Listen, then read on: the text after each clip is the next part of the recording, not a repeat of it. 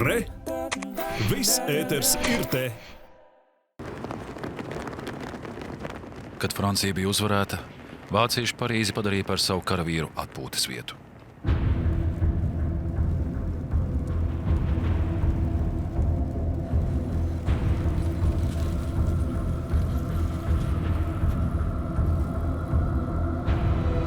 Līdz ar citiem atpūšas arī leitnants Augusts von Kāgeniks, 19 gadus vecs. Viņa vienība nav piedalījusies Francijas iekrošanā, Parīzē viņš ir pirmo reizi. Viņš raksta: Mums ir ļoti stingri priekšraksti. Izskatam jābūt nevainojamam, nekādu kontaktu ar iedzīvotājiem. Mēs radām masu turismu.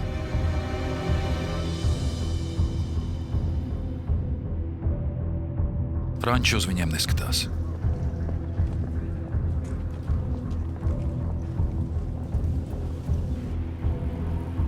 Daži jau sāk izrādīt pretestību, ka šie divi telefona līnijas sabotieri pirmie, kurus nošāvuši vācieši.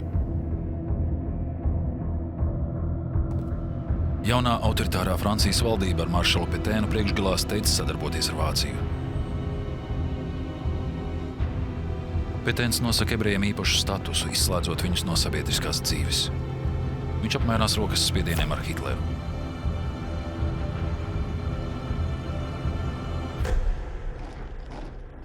Katru dienu 13:00 Wehrmachts iet demonstrācijā. Vācija iekaro Eiropas galvaspilsētas. Pēc Prāgas un Varšavas – Briseli, Luksemburgu, Hāgu, Kopenhāgenu, Oslo. Taču ne Londonu. 41. gada februāris – Londonas priekšpilsēta.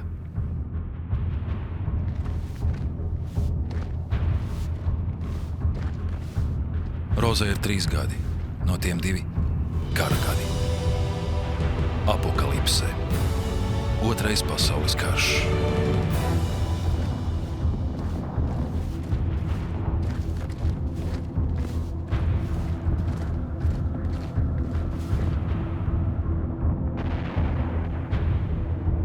Roza ir drosmīga, kā visa angļu tauta.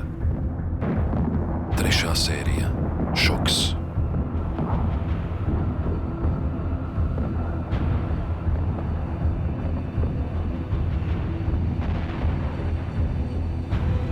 Izabelas Klarkas un Daniela Kostela filma.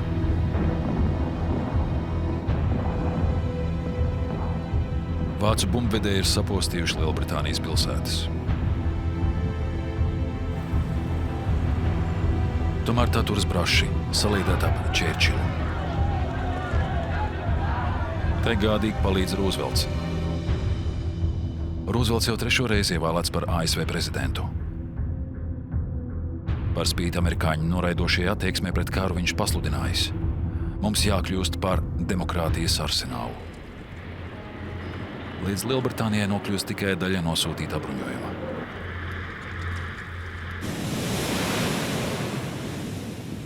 Katram britu kuģim draud briesmas. Atlantijas okeānā muģ vācu zemūdenes.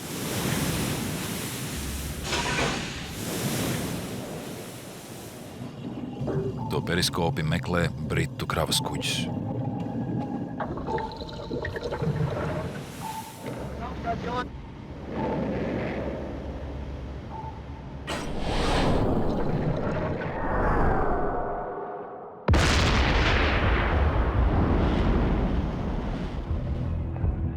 Čērčils nervozē. Drīz neviens kuģis vairs netiks cauri sveikā un kara iznākums būs fatāls. Lielbritānija ir sala.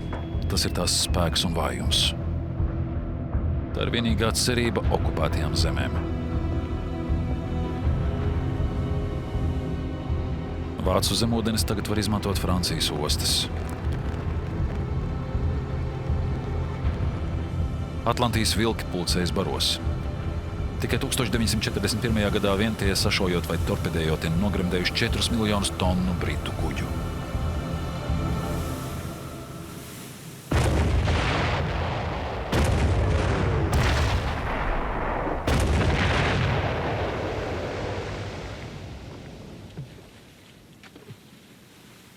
Vācu zemūdeņnieki pamet dažus maizes gabalus slikstošiem, kuriem nav daudz cerību izdzīvot.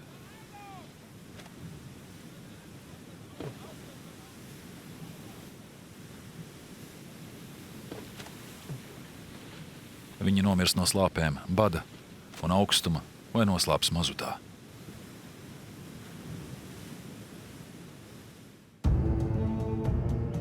Hitlers ir ļoti apmierināts ar zemūdeņnieku panākumiem, taču viņam dara raizes Amerikas masīvā bruņošanās. Savam sekretāram Bormanim viņš paskaidro: pēc gada Savienotās valstis būs gatavs iesaistīties karā, tāpēc mums vajag vairāk izēvielu. Tās ir atrodamas austrumos.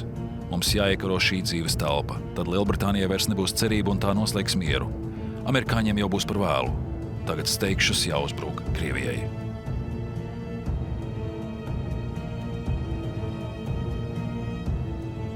Hitlers uzbrukuma plānu nosauc par operāciju Barbarossa, ģermāņu rudbārdainā imperatora vārdā. Wehrmachts koncentrējas austrumu pusē. Leitnants von Kāgeneks brauc uz Poliju.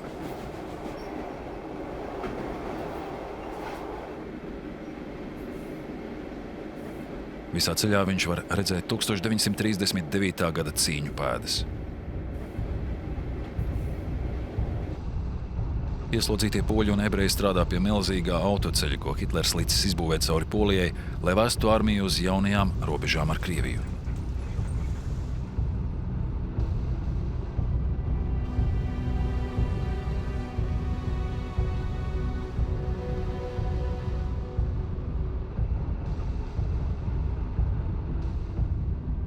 Tur apstājas arī Kāgeneks ar 9. tanku brigādi. Viņš raksta: mums blakus ir kāda SS vienība.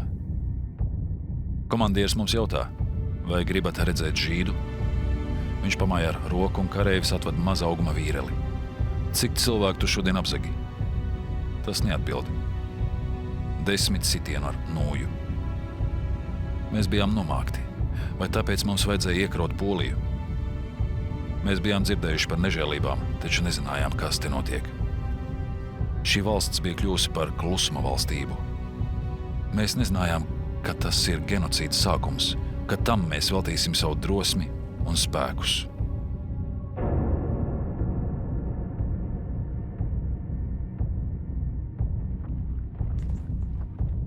Kāgeneks tuvāk iepazīstas ar citiem virsniekiem un savas tanku vienības kareiviem.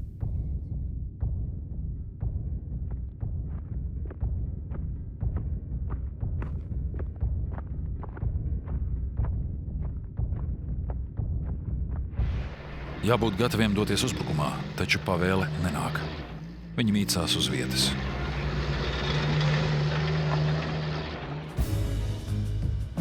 Hitlers vēl kavējas sākt ofensīvu austrumu virzienā. Viņam jādodas palīgā savam sabiedrotajam Benito Mussolini, kurš grib karot neatkarīgi no Fīrera. Duči Āfrikā cieši sakāvi, Briti izrādās spēcīgāki par viņu. Itāļu armijas pajukušās rindas ir tuksnesī.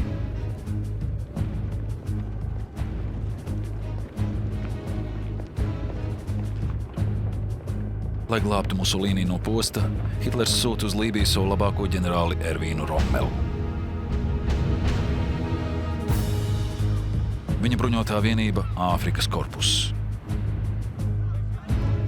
Armija ir neliela, taču entuziasma pārņemta. Tie vēl nezina, kas tos sagaida. Rommels Vācijā jau ir kļuvis par varoni.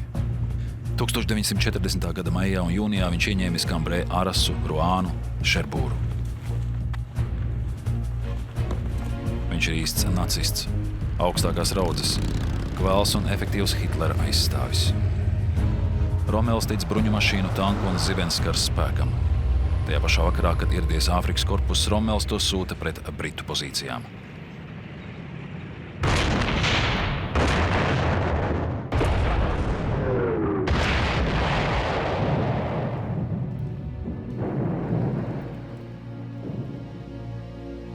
Šie Austrālijas un Dienvidāfrikas cietumnieki arī cīnās Britu pusē. Viņi saprot, ka tūkstneša karš būs briesmīgs.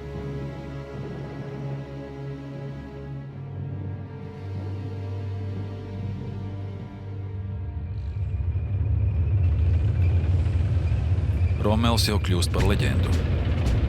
Briti izplata viņa fotogrāfiju ar uzrakstu: šis cilvēks ir bīstams. Hitlers iebruk Grieķijā, uz kurien devies arī Musolīni.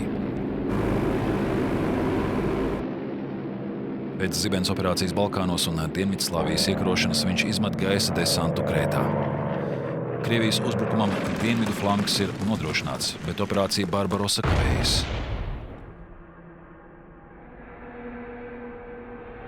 Hitlers zaudē dažas dārgas nedēļas.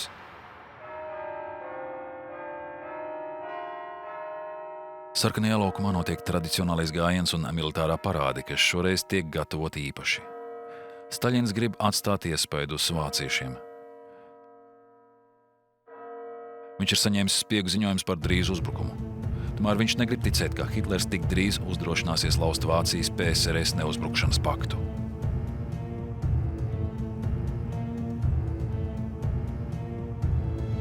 Vācieši tiešām ieradušies noskatīties parādi, un maršals Semjons Timošenko, aizsardzības tautas komisārs Staļina valdībā, sveicina viņus visai cienīgi.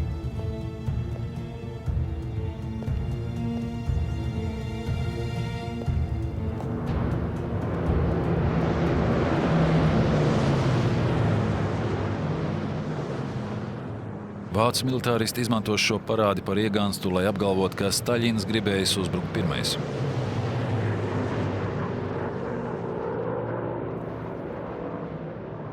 Hitlers ir gatavs uzbrukt, taču negrib cīnīties divās frontēs. Vispirms viņš vēlas mieru ar Lielbritāniju. 10. maijā kādā Londonas privātmājā, ko vācu bombardēšana nav skārusi, Roza kopā ar vecākiem klausās radio. BBC pēkšņi nolasa pārsteidzošu ziņu.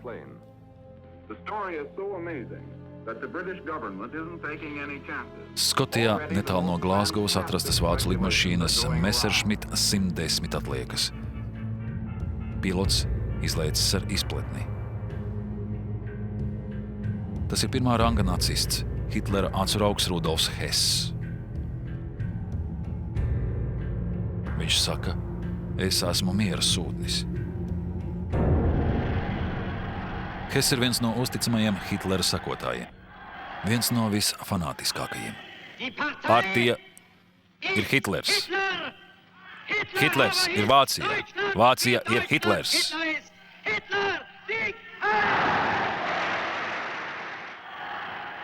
Hess uzskata, ka viņa liktenis nav bijis tik slavs apņemts kā citiem nacistu vadoņiem. Viņš grib pierādīt savam Führeram, ka tikai viņš, Rudolfs Hess, var atrisināt konfliktu ar Lielbritāniju.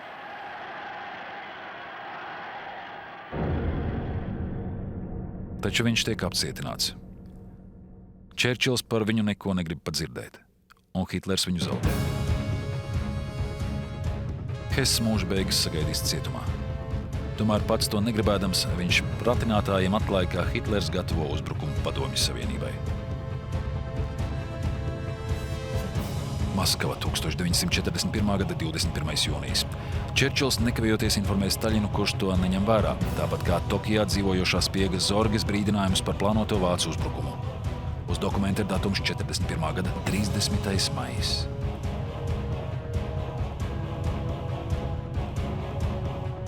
Staļins turpina apgādāt Reihu. Kopš Vācijas un PSRS vienošanās viņš ir nosūtījis uz Vāciju 1000 tonu naftas hroma niķeļa, tā palīdzot Hitleram iekarot Franciju.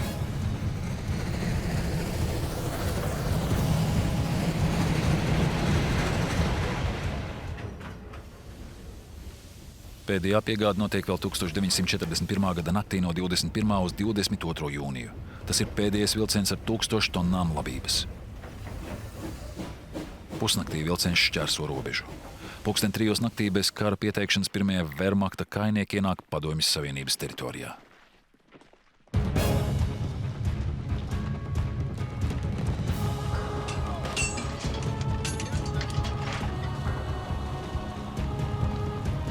Tiem sako 153 vācu, somu, rumāņu, slovāku, ungāru divīzijas un pat viena Spānijas franko atbalstītāja divīzija.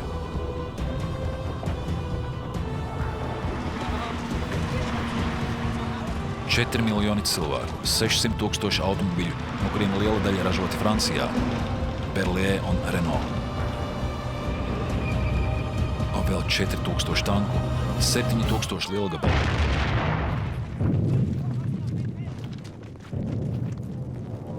– 3000 lidmašīnu.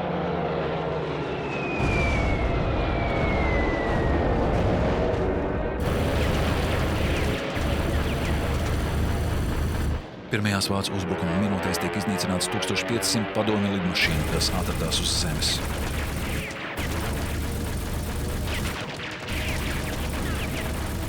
Pirmajās stundās tiek notriektas 400 krievu lidmašīnas. Pārspēku pārsteigta padomju kara aviācija šķiet iznīcināta.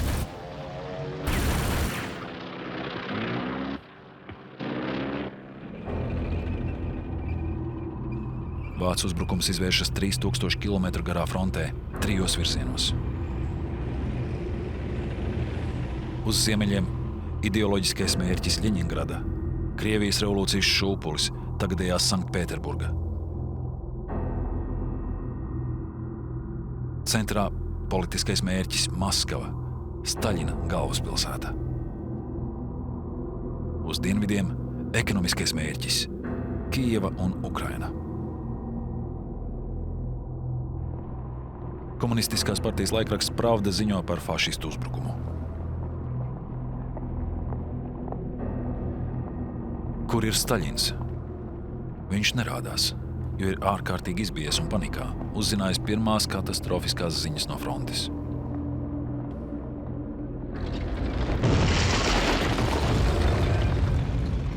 Vācieši zibenīgi virzās uz priekšu. Leitnants von Kāgeneks ir sajūsmā. Acīm pavaras neticama aina. Viss mūsu pulks dodas ceļā. Mūsu tanki, stalti un lepni kā kuģi peld pa nobriedušas labības laukiem.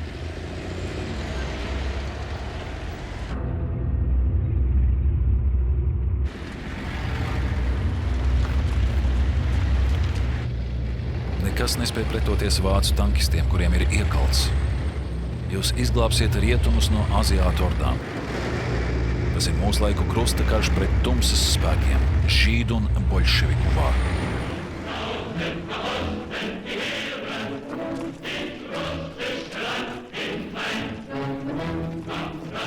Mūsu armijas dodas uz austrumiem, aizvien dziļāk Krievu zemē. Biedri, tveriet ieročus, mēs būsim uzvarētāji. No Somijas līdz Melnajai jūrai, uz priekšu, uz priekšu.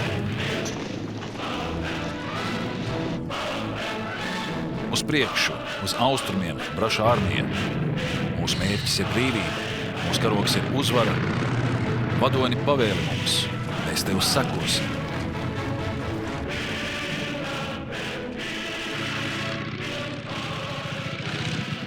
Ziemeļos vācu armija triumfēdam ieiet Baltijas valstīs. Vācieši tiek sagaidīti kā atbrīvotāji. Staļina terors bijis tik briesmīgs, ka nekas nevar būt sliktāks par NKVD. Briesmīgo padomju slepenu policiju, kas atkāpjoties no Baltijas noglina ieslodzītos antikomunistus. Vietējie antisemīti apsūdz ebrejus par sadarbošanos ar komunistiem. Viņi savāc ebrejus un liek nest līķus.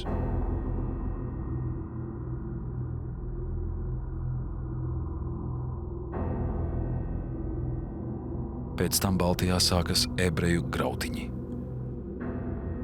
Vācieši to veicina sakot: tikai neatstājiet nekādu pēdu, no līķiem atbrīvojas tos sadedzinot.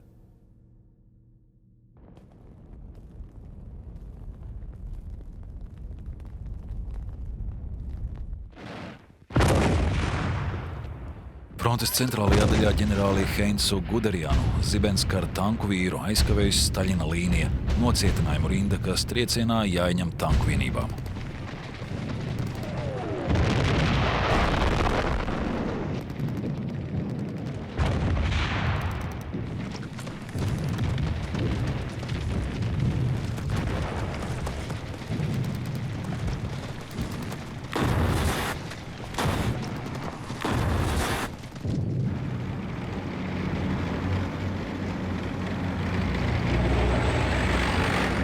Guderians atkal dodas uz priekšu, taču kāds neparedzēts šķērslis kavē viņa lepnās motorizētās vienības, kā liecina Kāgeneks. Mēs dodamies uz priekšu bruņumašīnās un mūs ietin putekļi. Esam Krievijā. Te nav ne ceļu, ne asfalta. Šie lipīgie putekļi ir briesmīgi, sarkani vai dzelteni. Tie iespiežas visur. Acīs, nāsīs, mutē.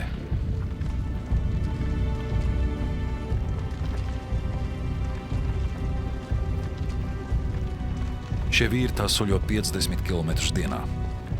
Viņi soļo kopš 1939. gada 1. septembra. Viņi ir aizgājuši līdz Varšavai, Oslo, Bajonai.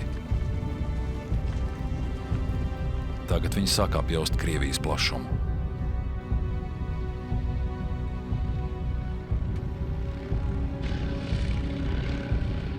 Simtiem uz simtiem kilometru bez neviena ciemata.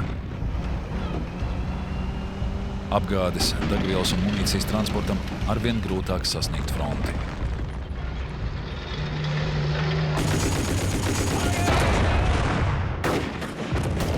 Taču vācu karavīriem jāsastopas ar vēl vienu realitāti. Krievi sāk veidot labu aizsardzību. Pamatīgs pārsteigums. Jauns Krievu tanka modelis T-34. 30 tonu smags monstrs aprīkots ar iespaidīgu lielgabalu. Platas kāpurķēdes, kas tiek cauri visur. Tas nav tik izsmalcināts kā vācu bruņumašīnas. Padomju tankistiem jāsita ar āmuru, lai pārslēgtu ātrumu, bet nekas nesalūst. Uz priekšu par dzimteni.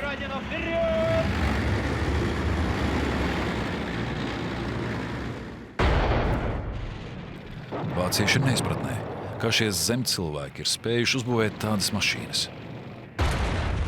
Tanku lielgabalu lādiņi rikošetā atlec no to bruņām. Tas spēja apturēt tikai vācu lielgabals 88. Varans ierocis.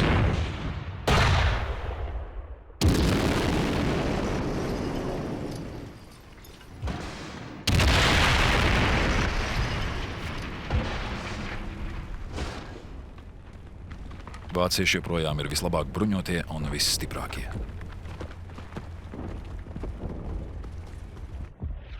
Taču Ivans, kā viņi Krievus iesaukuši, cīnās līdz pēdējiem Alpas vilcienam.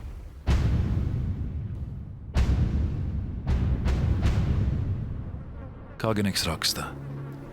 Smird līķi, saulē izcepušies, mušām aplipuši. Salkan un šķibinošas smakieķers nāsīs iesūcas ādā kā putekļi.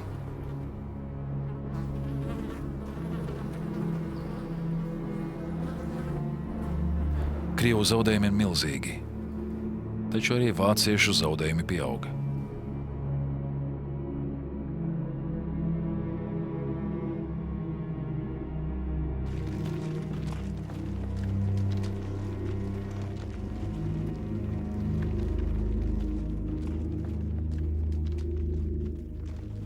Bataljona vācu ārsts majors Heinrichs Hāpe liek vīriem neēst 6 stundas pirms uzbrukuma. Viņš skaidro. Tas palielina izredzes izdzīvot, ja sašauts vēders. Tikai vienas maizes šķēles apēšana koncentrē asinis vēdera asinsvados un palielina iekšējās asiņošanas risku.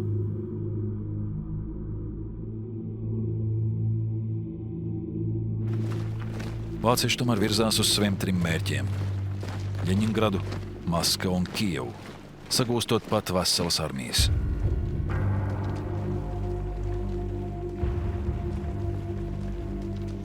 Hitlers devis pavēli nekavējoties nošaut politiskos komisārus, komunistiskās partijas biedrus, kuri kontrolē virsniekus un uzmana katras vienības karavīrus. Guderians atsakās paklausīt šai noziedzīgajai pavēlei, taču 4. tanku armijas pavēlnieks ģenerālis Hepners uzskata, šajā karā jāvalda vēl nebijušai nežēlībai, nekādu žēlastību boļševikiem.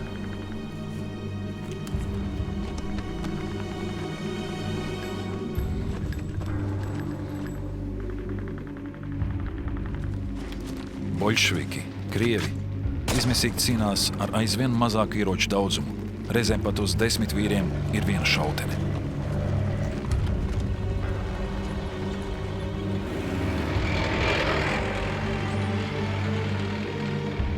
Tā ir atkāpšanās pa visu frontes līniju.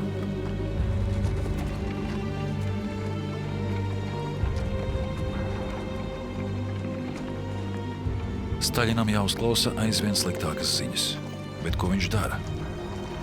Ja viņš sabrūk, viņš pieceļas, jo pseidonīms Staļins nozīmē tērauda cilvēks. Staļins runā. Товарища Сталина! Biedri, pilsoņi, brāļi un māsas. Ar savu smago gruzīnu akcentu viņš saka nekad nelietotus vārdus. Viņš krievus sauc par saviem brāļiem un māsām. Viņš tiem saka patiesību. Mums uzbrukusi hitleriskā Vācija. Nežēlīgs, nesamierināms ienaidnieks. Smags briesmu sloks guļ pār mūsu dzimteni. Pat no briesmu dziļumiem viņš uzdrošinās pareģot. Vai tiešām vācu fašistu karaspēks ir neuzvarams? Arī Napoleona armiju sauca par neuzvaramu, taču tā tika sakauta.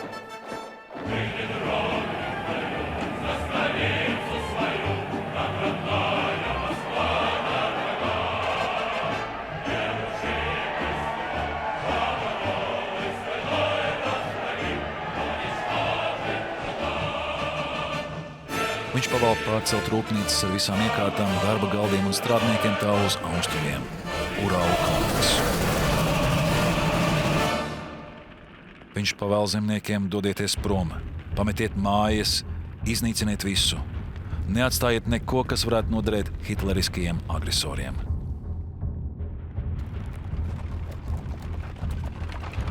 Tā ir Staļina izdedzinātās zemes taktika.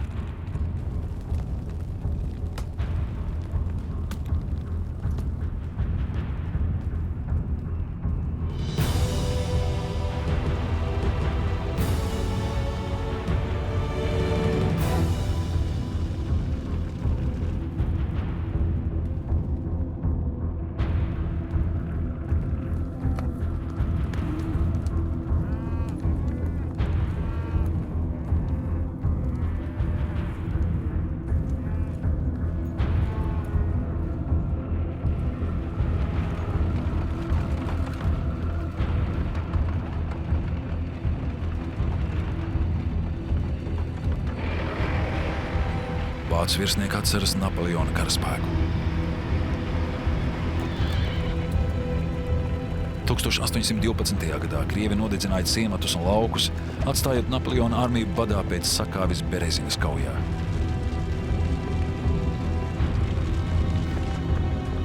Arī vācieši bija Berezinā. 1941. gada sākumā frontes centrālajā daļā. Viņi dodas uz priekšu. Padomju pretošanās kļūst aizvien spēcīgāka. Otrā krastā vāciešus gaida nejauks pārsteigums. Krievi sāk izmantot jaunu ieroci raķešmetēju, ko iesaukuši par Staļina ērģelēm vai kaķušu, kā patriotisko dziesmu. Briesmīgi.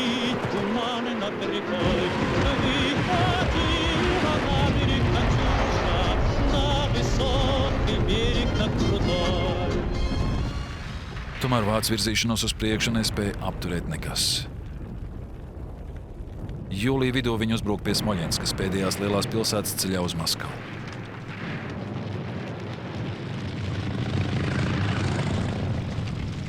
Kaujas pie Smoļenskas ilgst 3 nedēļas.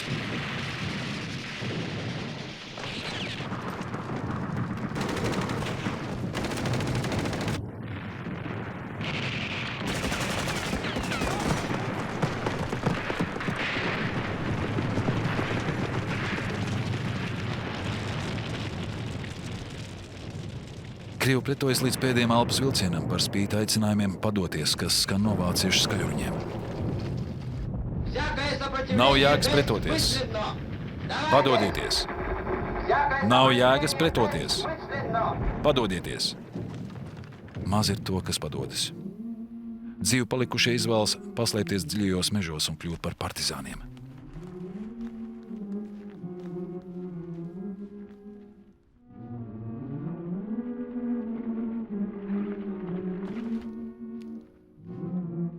Viņiem pievienojas zemnieki, kurus arī apmāca cīnīties.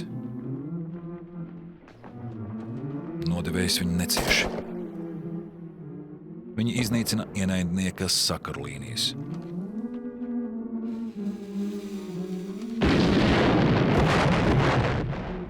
Vāciešu represijas ir nežēlīgas. Fīrera pavēle. Nekavējoties likvidējiet tik vienu iedzīvotāju, kur turat kaut vai vismazākajās aizdomās.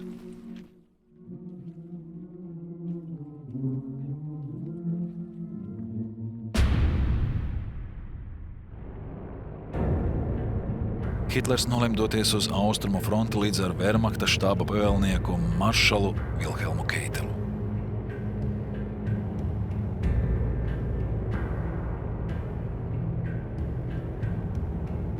Operācija Barbarossa aizkavējas. Ģenerāļi uzskata, ka vainīgs ir Hitlera plāns, kas uzspiež 3 uzbrukuma virzienus.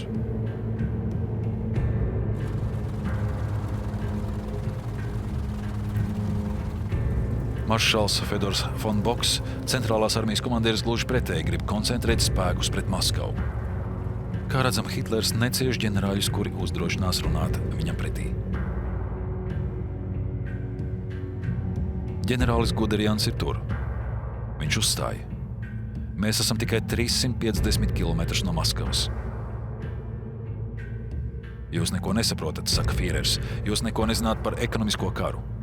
Vispirms mums ir vajadzīga Ukrainas labība, lai nebūtu jācieš bats kā iepriekšējā karā. Maskava ir tikai simbols. Par to mēs parūpēsimies vēlāk.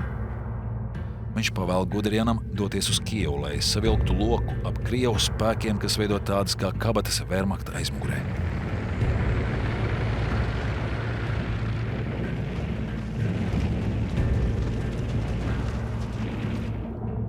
Tas ir vislielākais aplankums vēsturē. 1941. gada 19. septembrī vācieši vienā paņēmienā sagrābuši 600 000 Krievu gūstekņu. Heinrichs Himmlers dodas apgaitā. Vai nekas nav paredzēts gūstekņu barošanai? Himmlers vienaldzīgi noskatās uz zemākās kārtas cilvēkiem, kurus vēsu prātu atstāja nomirt badā.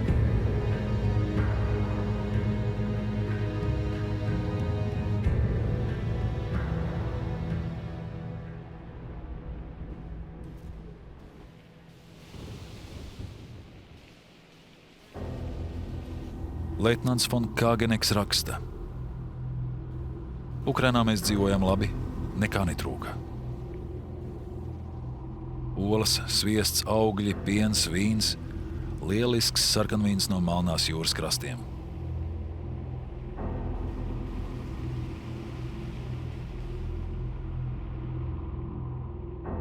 Ukraiņi bija pretimnākoši, smaidīgi, priecīgi. Sievietes mums nesa maizi un medu. Viņas mūs uzskatīja par atbrīvotājiem.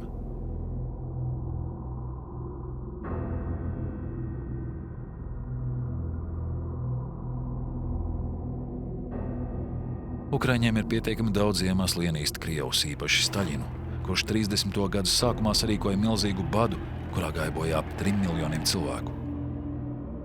Ukraiņi bieži ir antisemītiski noskaņoti. Arī viņi apsūdz ebrejus un arī piedalās grautiņos, kā šeit, Zoločivā, modro vācu acu priekšā. Daudz ukraiņi nostājušies nacistu pusē. Taču Vācija palaidīs garām iespēju padarīt viņus par sabiedrotajiem.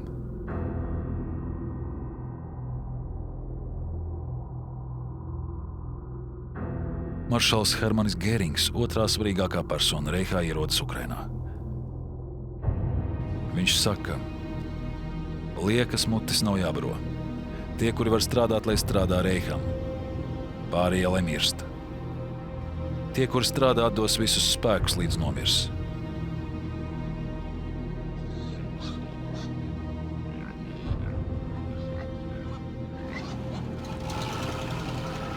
Gērings ar savu līdzzinātāju nacistu ideologu Alfredu Rozenbergu ir ieradušies īstenot Ukrainas paverdzināšanu un ebreju metodisku iznīcināšanu.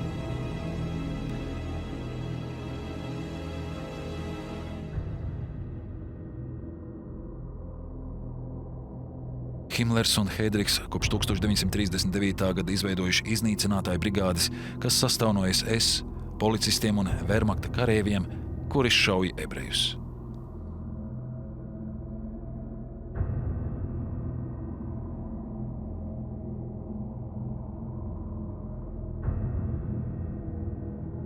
Esesieši aizved ebrejus uz mežu un katram iedod lāpstu, lai rok pats sev kapu.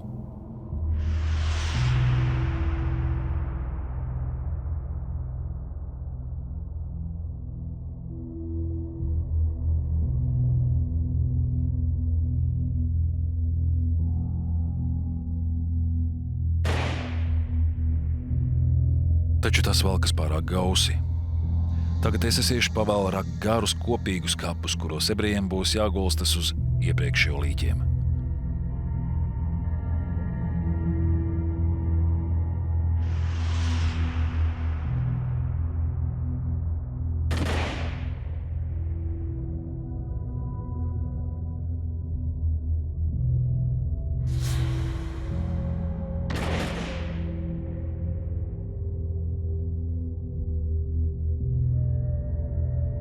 Arī šis process ir pārāk lēns.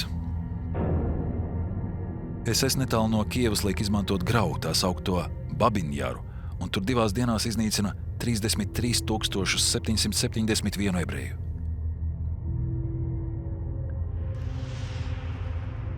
Vīriešus, sievietes un bērnus.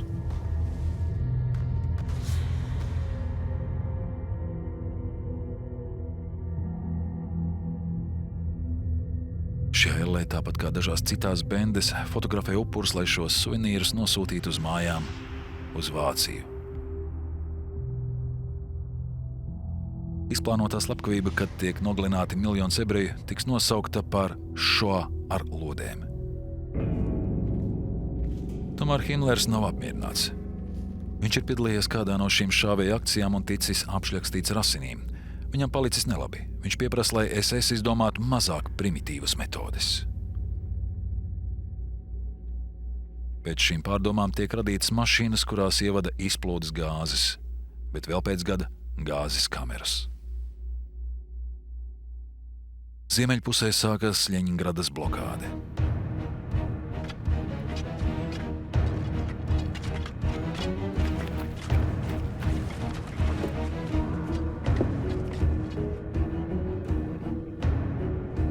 Vācieši nolēmuši. Labāk neiesaistīsimies ilgās ielu cīņās, ļausim savu darbu padarīt badam un artilērijai.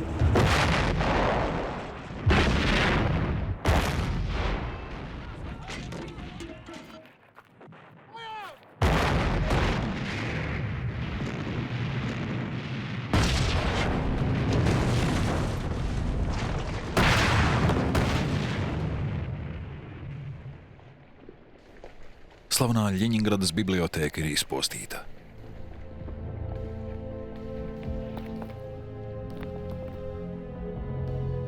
Zvēru dārzs iztukšots. Pārtikas deva ātri vien nokrītas zem minimuma. Taču ļaunākais vēl priekšā – ziema.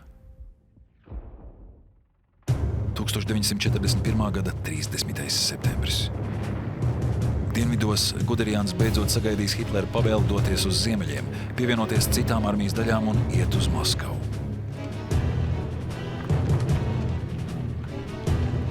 Šajā milzīgajā frontē, kas 3 reizes lielāka par Franciju, no Ļeņingradas līdz Odesai, šķiet, ka izrāviens uz Maskavu būs neapturams.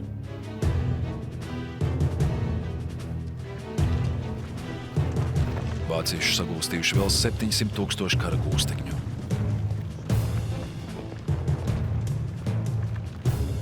Ģenerālis Jodls, Wehrmachta ģenerālštāba priekšnieks, saka: mēs esam karā uzvarējuši.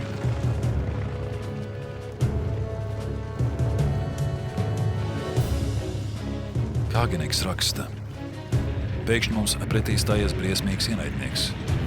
Rudens lieti un dubļi, ko krievi sauc par Rasputica. Pamatīgi un dziļi dubļi, staigni un lipīgi, kuros iegrimst viss un nekas netiek vaļā, ne tanks, ne automobilis, ne zirgs vai cilvēks.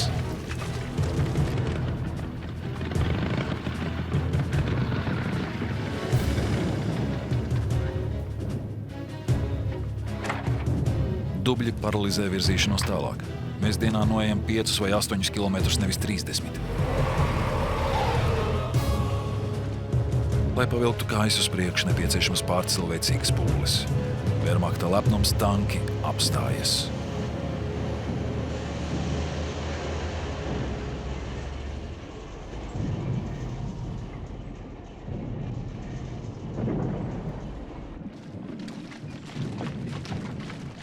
Hitlers raksta savam karaspēkam. Austrumu frontes karēvi, mani biedri. Mēs esam uz pēdējās un izšķirošās kaujas sliekšņa. Tā būs kauja par Maskavu. Pēkšņi armija vienā paņēmienā tiek līdz Maskavai, jo sals ir sastingzinājis zemi. Tagad pasaulē aiztur elpu. Vai Hitlers uzvarēs Staļinu? Tajā brīdī visās okupētajās zemēs labējie ekstrēmisti pievienojas vācu spēkiem. Beļģi, dāņi, holandieši. Jaunie Francijas brīvprātīgo leģiona kareivi, kuri izvēlējušies uzvilkt vācu uniformu un doties karot uz austrumiem.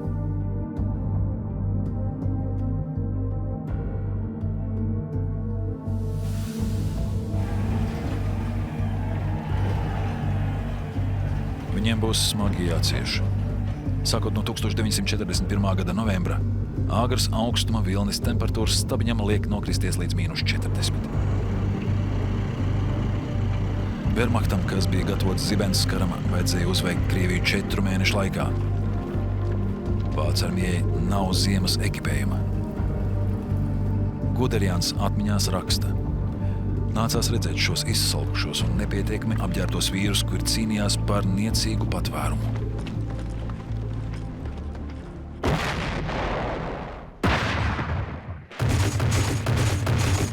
Viņi cīnās par vismazākā ciemata paturēšanu. Zaudēt ciematu, zaudēt kaut vienu māju ir droša nāve. Cilvēki mirst no augstuma un dizentērijas. Caurie liek viņiem skraidīt pat 30 reižu dienā. Ārsmajors Hāpe viņus brīdina. Izvēlieties. Ja nolaidīsiet bikses, jūs nomirsiet no augstuma. Jātārda bikšu vīle, lai nebūtu jānovalk bikses. Viņi apskauž savus biedrus Āfrikas korpusā, kur tajā pašā laikā tuksnesī var cept olas uz sakarsušiem tankiem, klausoties dziesmiņu Lilī Marlēn.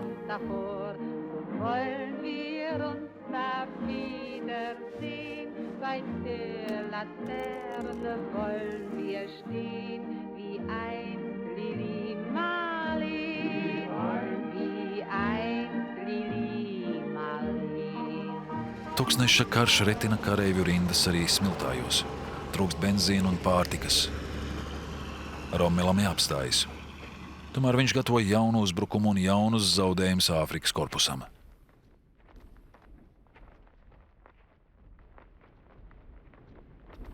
Tikmēr ceļā uz Maskavu vācieši nevar nenomazgāties, ne pārģērbties. Viņu ienaidnieki ir Utis un Blaktis.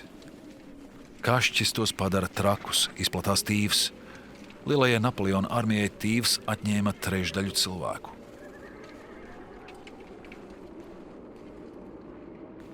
Tomēr Wehrmachtam izdodas pavirzīties 30 km tuvāk Maskavai.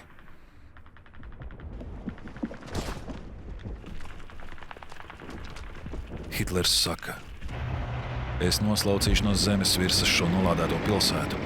Tās vietā ierīkošu mākslīgo ezeru ar centrālo apgaismojumu. Vācu avangards sasniedzis Maskavas priekšpilsētas un pat autobusa līnijas galapunktu, kas ved līdz sarkanajam laukumam.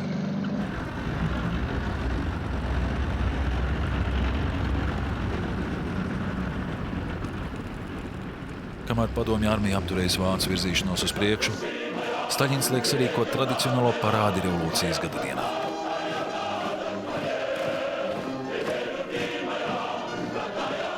Lai uzmundrinātu karaspēku, Staļins saka runu, kur atgādina to, kas līdz šim skaitījās aizliegts. Atmiņas par cara laika zaldātiem. Lai šajā karā jūs iedvesmo vīrišķīgie un dižie priekšteči, Aleksandrs Ņevskis uzvarēja Teitoņu ordeni, Dmitrijs Donskojs Tatārus, Aleksandrs Svorovs Turkus, bet Kutuzovs Napoleonu. Staļins ar savu vispožākā ģenerāļa Georgija Žukova palīdzību organizēja Maskavas aizstāvēšanu. Tas ir 45 gadus vecs tanku speciālists, kuru uzskata par līdzvērtīgu Guderianam. Žukovam veicas. Krievijas spiegs Zorgi ir atklājis, ka Japāna, lai gan Hitlera sabiedrotā nolēmusi Krievijai neuzbrukt, jo tās galvenais ienaidnieks ir Amerika. Pēkšņi Žukovs var atsaukt spēkus no tāliem austrumiem, izsaukt labi bruņotās sibīriešu vienības.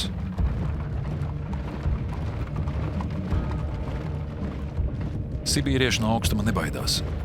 Šie vīri ir pārāk par pārējiem krieviem. Viņiem līdzi ir slēpes un ziemeļbrieži. Šoreiz viņu medījums būs vācieši. Žukovs var sagrābt Wehrmachtu kā spīlēs.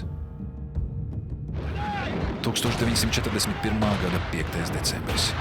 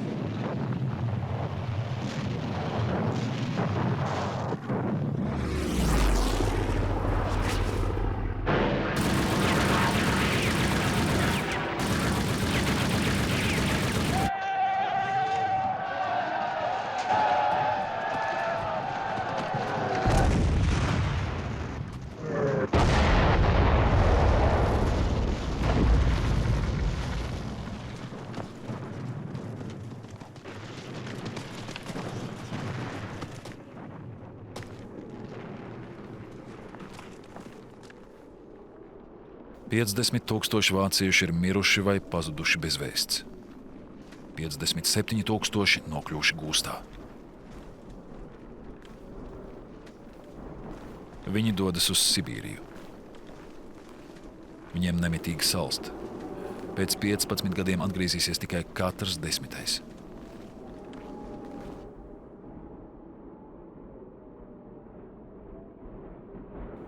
Augusts von Kāgeneks ir smagi vainots un tiek evakuēts uz Vāciju. Viņš raksta. Ticība izplēna, šaubas kļūst par apsēstību, nāvi par labāko draudzeni, jo atbrīvo no ciešanām.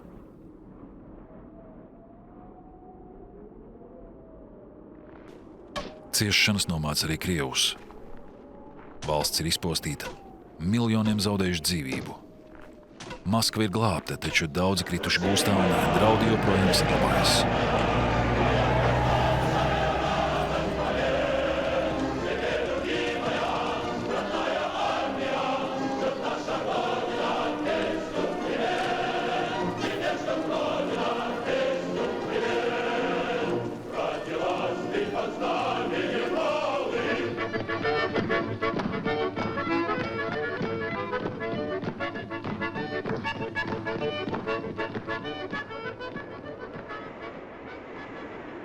Vācu armija atspiest atpakaļ par 200 kilometriem. Hitlers liek šo jauno līniju nosargāt par katru cenu. Viņš nomaina 35 ģenerāļus, arī pašu Guderianu, un pats uzņemas armijas komandēšanu.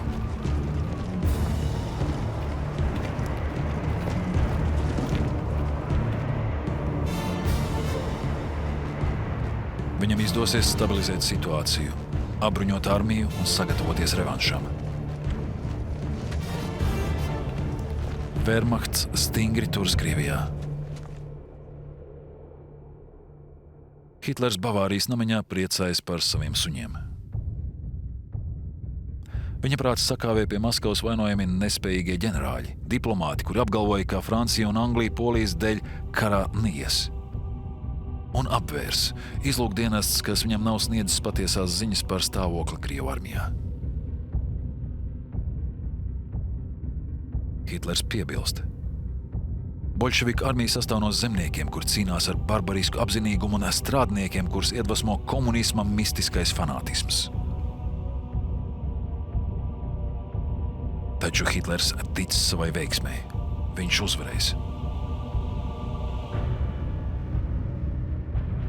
Viņš ar saviem roklaižām var atpūsties. Te Bormaņa sievu viņu iepazīstina ar vācu kinozvaigzni Magdu Šneideri.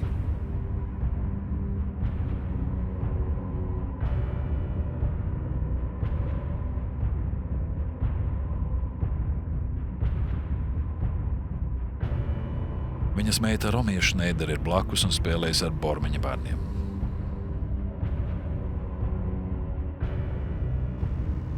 Vācija vēl ir bezrūpīga. Lielās bombardēšanas vēl nav sākušās, bet Maskavai ziedotie upuri ir kaut kur tālu un sniegā. 2 dienas pēc Hitlera pirmās lielās sakāves Vācijas sabiedrotais Japāna negaidīti uzbruka Perlharborai, lielai ASV jūras karabāzei Klusajā okeānā.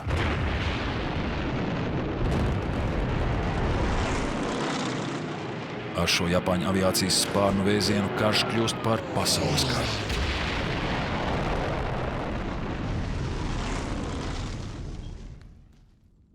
Londonā Roza dejo jau sapņodama par Ziemassvētkiem. Viņa dzird vecākus runājam. Tagad amerikāņi cīnīsies līdz ar mums. Krievi ir ar mums. Mēs, Angļi, vairs neesam vieni. Nākamā sērija – Apjukums. Filmu demonstrēšanai sagatavojusi Latvijas televīzija. Tulkojusi Sarmīta Maģule, redaktora Laura Hansone, skaņu režisors Jānis Rubens, lasīja Eigars Rozenbergs.